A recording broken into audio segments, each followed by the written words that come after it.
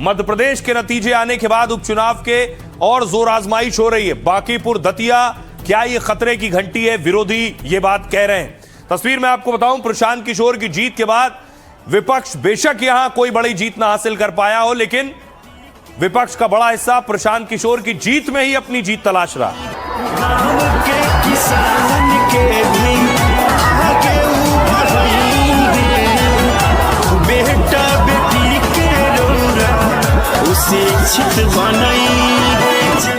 अब देखिए, इस तस्वीर के सामने आने के बाद आज दिल्ली में जो तस्वीर सामने आई वो अजब थी। नीतीश कुमार आज संसद पहुंचे। पीएम से मुलाकात।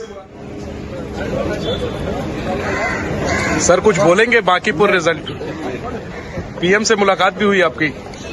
सर कुछ बोलेंगे बांकीपुर रिजल्ट? पीएम से मुलाकात भी हुई आपकी?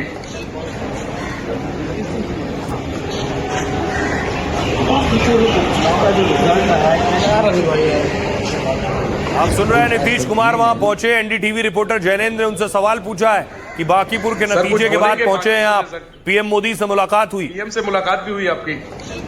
सर कुछ बोलेंगे बांकीपुर रिजल्ट? पीएम से मुलाकात भी हुई आपकी?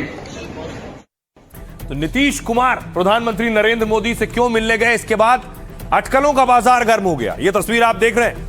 नीतीश कुमार प्रधानमंत्री नरेंद्र मोदी से मुलाकात कर रहे हैं। संजय झा भी मौजूद हैं, ललन सिंह भी मौजूद हैं। इधर बांकीपुर का नतीजा कल ही आया है। लोगों ने दोनों को जोड़कर देखना शुरू कर दिया। क्या इन दोनों बातों में कोई एक्शन होने जा रहा है या महज इत्तेफाक है? तो आपको बताऊं, सवाल उठने लगे इन मुलाकातों की वजह क्या है। दिल्ली में प्रधानमंत्री नरेंद्र मोदी से नीतीश कुमार ने मुलाकात की। करीब 20 मिनट तक दोनों नेताओं में बातचीत हुई और इस बैठक में संजय झा और ललन सिंह मौजूद रहे। दोनों नीतीश कुमार के बेहद करीबी माने जाते हैं। बैठक में राज्य के विकास सहित कई मुद्दों पर बात हुई। सूत्रों के मुताबिक बांकीपुर में हार पर भी समीक्षा हुई। किस वजह से मजबूत सीट पर पार्टी हार गई? सूत्रों के मुताबिक एनडीए में बेहतर कोऑर्डिनेशन पर जोर दिया गया। एक और मुलाकात हुई आज ही। कुछ देर बाद पीएम मोदी शिवराज सिंह चौहान से मिले। पूर्व सीएम मध्य प्रदेश के शिवराज ने संसद भवन में दोनों नेताओं की बातचीत हुई। दतिया सीट पर हार के बाद दोनों नेताओं की पहली मुलाकात थी। सूत्रों के मुताबिक मुलाकात में दतिया में हार को लेकर चर्चा हुई। दरअसल नरोत्तम मिश्रा को इस बार पार्टी ने टिकट नहीं दिया। शिवराज सरकार में नरोत्तम मिश्रा गृह मंत्री थे और इस वजह से इस मुलाकात को अहम माना जा रहा है। सुनिए मुलाकातों के बाद सियासतदान क्या कह रहे हैं। राज्यसभा के सदस्य के रूप में नीतीश कुमार जी अनौपचारिक रूप से कर्टसी कॉल में प्रधानमंत्री जी से मिलने गए थे और प्रधानमंत्री जी के साथ अनौपचारिक थी, कोई औपचारिक मुलाकात नहीं थी। बिहार के विकास के लिए नीतीश कुमार जी सदैव चिंतित रहते हैं और प्रधानमंत्री जी ने भी ये कहा कि हम सबको मिल के बिहार के विकास को और आगे बढ़ाना है और बिहार को विकसित बिहार। देखिए, मुलाकात तो कोई बहुत बड़ी बात नहीं है। इस देश के प्रधानमंत्री हैं और नीतीश कुमार जी क्या मुद्दे लेके गए थे, क्या वो बिहार के मुद्दा पे उनसे मुलाकात हुई है या इस जो चुनाव अभी आया बांकीपुर का उसके रिजल्ट पे चर्चा हुई है, ये दो लोग ही बता पाएंगे आपको। हम तो उसमें क्या कहें। थक चुके हैं, ऊब चुके हैं बीजेपी से। समझ रहे हैं अब कि क्या हो रहा है, क्या नहीं हो रहा है देश में। और उसके और ये मेरे ख्याल से ये शुरुआत है। क्या ये रिफ्लेक्शन है मैम? उत्तर प्रदेश में इसका क्या असर होगा? उत्तर प्रदेश में इसका क्या आगे देखेंगे क्या होगा। तो बिहार में जो बीजेपी की हार हुई, जेडीयू खेमे से ही आवाज आने लगी कि नीतीश कुमार अब मुख्यमंत्री नहीं है। क्या हार इस वजह से हुई है? आवाज किसने बुलंद की है? बाहुबली अनंत सिंह कह रहे हैं नीतीश कुमार अब सीएम नहीं रहे, इस वजह से हार हुई।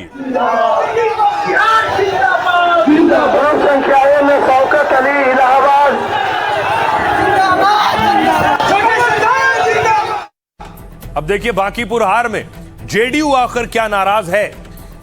अनंत सिंह कह रहे हैं बांकीपुर सीट पर हार से एनडीए में बयानबाजी और तेज हो गई है। सूत्रों के मुताबिक जेडीयू इस हार पर नाराज है।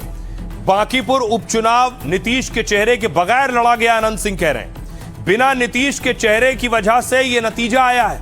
अनंत सिंह ने कहा नीतीश को हटाने की वजह से हार हुई है। अनंत सिंह ने कहा नीतीश के चेहरे पर गठबंधन की जीत हुई थी। जनता में मैसेज गया है कि नीतीश को सीएम पद से हटाया गया। बांकीपुर से चुनाव जीतने के बाद प्रशांत किशोर का बड़ा बयान आया। बांकीपुर में बीजेपी की हार का मतलब यह नहीं है कि वो कमजोर हो गई है। बीजेपी का अपना प्रयास जारी रहेगा, वो प्रयास करती रहेगी। अगर मैंने 3 साल तक कोशिश नहीं की होती तो बांकीपुर की जनता मुझे नहीं जिताती। बीजेपी अध्यक्ष नितिन नवीन ने कहा कि हार की समीक्षा होगी, चुनाव परिणामों का पूरी गंभीरता से पार्टी मंथन करेगी। आत्ममंथन। बांकीपुर सीट से नितिन नवीन 5 बार जीते हैं चुनाव। उनके राज्यसभा जाने के बाद ही यह सीट खाली हुई थी जिस पर चुनाव हुआ। गिरिराज सिंह ने कहा इससे किसी को खुश होने की जरूरत नहीं है। बीजेपी उपचुनाव सीटें हारी है पहले भी, लेकिन विधानसभा चुनाव में प्रचंड बहुमत से सरकारें आई हैं। सुनिए सियासतदानों। 422 बूथ में 2/3 से ज्यादा बूथ पर भाजपा हारी है, जनसुराज आगे। तो ये दिखाता है कि हर बूथ पर, हर गली में, हर मोहल्ले में लोगों ने वोट दिया है। जाति, धर्म, दल और नेता की प्रतिबद्धता से ऊपर उठकर वोट दिया है। और 3 साल से जनसुराज यही प्रयास कर रहा है, यही बात लोगों को सिखा रहा है कि एक बार आप जाति, धर्म, दल और नेता के से ऊपर उठकर अपने बच्चों के लिए एक बेहतर आदमी को वोट दीजिए। बांकीपुर की जनता ने उस बात को सुना है, समझा है, उसके लिए मैं उनका आभार व्यक्त कर रहा हूँ। ये पहले बीजेपी के मुख्यमंत्री हैं और इनके 100 दिन के अंदर, 150 दिन के अंदर भाजपा 2 बड़े चुनाव हारती है, एक एमएलसी का, एक एमएलए का। तो इसमें सम्राट चौधरी जी पूरी तरीके से फेल हो चुके हैं।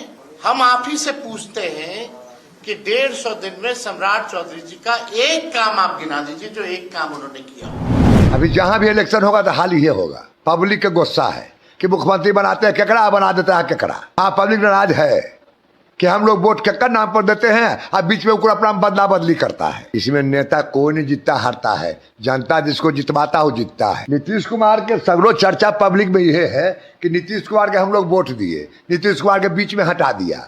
जिसमें बात में दम है नहीं, ये कुल अपना प्लानिंग से हटे उठे हैं, लेकिन पब्लिक में है कि हटा दिया गया। परिणाम है उसको हम स्वीकारते हैं, लेकिन इससे किसी को बहुत खुश होने की जरूरत नहीं है। 2009 में एनडीए नीतीश कुमार के नेतृत्व में 17 सीटों पर हम बाई इलेक्शन लड़े थे, 12 सीट हार गए थे। और 2010 में 89% स्ट्राइक रेट से बिहार जीता था, इसलिए बहुत लोग खुश ना हो। तो बीजेपी अपने बचाव में कह रही कि हमने बहुत से उपचुनाव हारे हैं। यूपी के उपचुनाव कैराना भी हार गए थे, उस वक्त पे फूलपुर भी हार गए थे, लेकिन विधानसभा चुनाव जीत गए थे। वो तर्क दे रही है। लेकिन दूसरी तरफ क्या सिर्फ बीजेपी के लिए झटका है या फिर विरोधियों के लिए भी झटका है प्रशांत किशोर का उदय? सवाल ये है।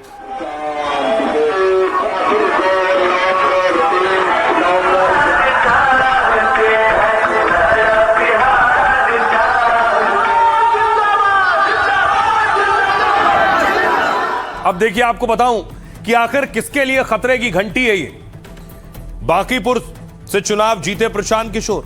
तीनों सीटों पर उपचुनाव के नतीजों के बाद गुणा भाग शुरू हो गया। चुनावी एक्सपर्ट्स के मुताबिक बीजेपी से ज्यादा विपक्ष के लिए खतरे की घंटी एक्सपर्ट मान रहे हैं। क्यों? बांकीपुर सीट पर बीजेपी का मुकाबला महागठबंधन से होता था अब तक। आरजेडी या कांग्रेस इस सीट पर दूसरे नंबर पर होती थी, लेकिन इस बार आरजेडी उम्मीदवार को यहां सोचिए सिर्फ 11% वोट मिले, 11% वोट, जबकि अभी कुछ महीने पहले के चुनाव में आरजेडी का वोट था 30%। तो 30% से सीधे 11% पर आ गए। तो 25 में नितिन नवीन के सामने 30% वोट मिला था। मतलब वोटरों ने मुख्य विपक्षी पार्टी को पसंद नहीं किया, इसके बजाय वोटरों ने नए विकल्प पर भरोसा जताया है। होना तो यह चाहिए था कि आरजेडी का कैंडिडेट जिसे 30% वोट मिला था उसकी जीत होती, लेकिन जीत उनकी ना होकर प्रशांत किशोर की हुई। 2025 चुनाव में प्रशांत किशोर 0 रहे, बीजेपी के गढ़ में जीत गए। एक्सपर्ट के मुताबिक ये कांग्रेस आरजेडी के लिए खतरे की घंटी है कि प्रशांत किशोर बड़े हो रहे हैं। दतिया सीट देखिए। दतिया सीट पर 2023 में कांग्रेस ने जीत दर्ज की थी। तब कांग्रेस उम्मीदवार ने मौजूदा गृह मंत्री नरोत्तम मिश्रा को हराया था, लेकिन इस बार यहां 22,000 से ज्यादा वोट तीसरे उम्मीदवार को मिल गए। सोचिए, पिछली बार 7,000 से कांग्रेस जीती थी, इस बार 6,000 से जीती है। 22,000 वोट रावण ले गए। विपक्षी वोटों में बंटवारा हुआ। कांग्रेस उम्मीदवार 6,000 वोटों से जीते। यह तब हुआ जब नरोत्तम मिश्रा को लेकर अंदरूनी खींचतान थी। मतलब यहां भी वोटरों ने नए विकल्प को जमकर वोट किया। इस वजह से विपक्ष के लिए यह नतीजे खतरे की घंटी भी हैं कि लोग उन्हें न चुन के तीसरा विकल्प खोज रहे हैं। सुनिए एक्सपर्ट्स क्या कह रहे हैं। परेशानी का सबब क्या है कि तीसरे नंबर की पार्टी यहां पर प्रशांत किशोर जनसुराज के सूत्रधार यहां पर बांकीपुर में भाजपा का किला को ढा दिया। आप देखिए दतिया में भी सेम वही कुछ आपको होता हुआ दिखाई पड़ा। चंद्रशेखर आजाद की पार्टी जो जेन जी का जो मामला है वह युवाओं का वोट बड़ी संख्या में वो 12,000 14,000 के आसपास काट लिया।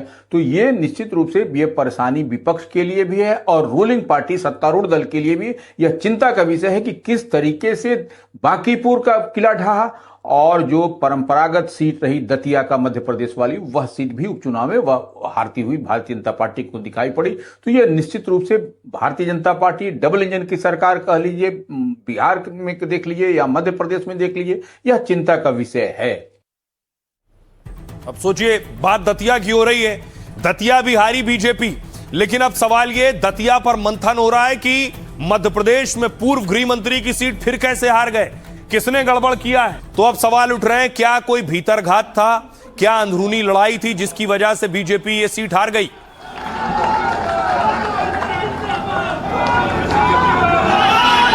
दतिया के माल को एक एक दरवाजे पर अपना शीश नवाऊंगा, एक एक गांव के अंदर जाऊंगा और आज को जिताऊंगा। धन्यवाद। तो दतिया में बीजेपी की हार के बाद भीतरघात की अटकलें पहले भी थी और इन अटकलों के बीच खुद बीजेपी उम्मीदवार आशुतोष तिवारी ने इस पर मोहर लगा दी है। समीक्षा बैठक में आशुतोष सबूत लेकर पहुंच गए। दतिया में हार पर सीएम हाउस में हाई लेवल समीक्षा बैठक हुई। इसमें भीतरघात, पार्षदों की भूमिकाओं को लेकर चर्चा हुई। आशुतोष तिवारी ने ऑडियो रिकॉर्डिंग समेत कई सबूत पेश किए।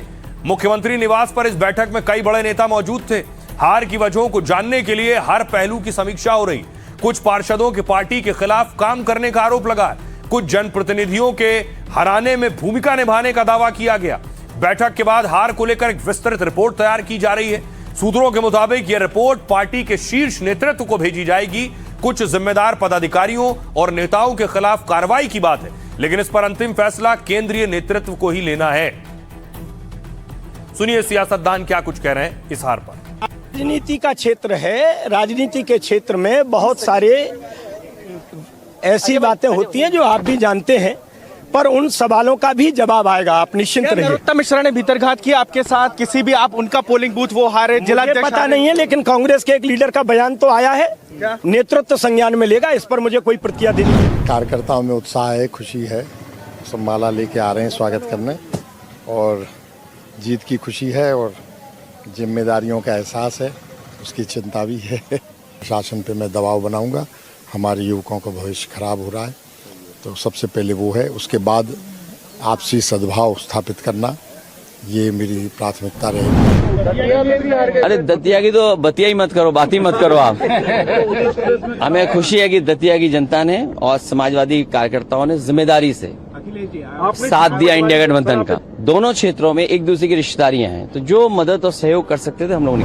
देखिए, उपचुनाव का कोई बहुत ज्यादा महत्व होता नहीं है, पर फिर भी हार हार होती, जीत जीत होती है और हमारे प्रदेश अध्यक्ष ने कहा कि हम इसके ऊपर चिंतन करें। ये जो मैंडेट है वो बीजेपी के खिलाफ है। मोदी जी की लोकप्रियता ध्वस्त हो गई, लोग अब मानने को तैयार नहीं है। मोदी जी की बात, बीजेपी की बात, उनके मन की बात सब झूठे वादे हैं। तो मैं समझता हूं कि सिर्फ वादों की पार्टी है, जुमलेबाजों की बात करती। ये 5 साल के अंदर एक बार लाभ पहुंचाने की बात करते, लाडली भेजना, लेकिन 5 साल आप भूल जाते हो और कहीं ना कहीं इनसे जनता दूर होती जा रही है।